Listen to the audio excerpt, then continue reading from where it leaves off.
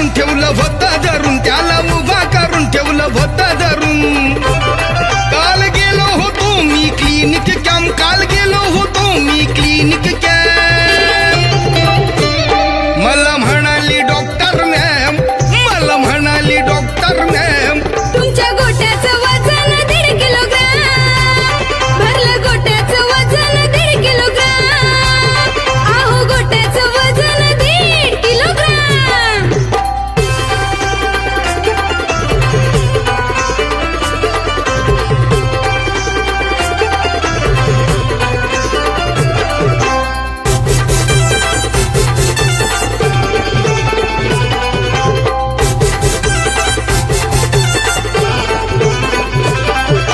गुलगुलू करत ती जवळ आली, गोट्याला पाहून हसली गाली.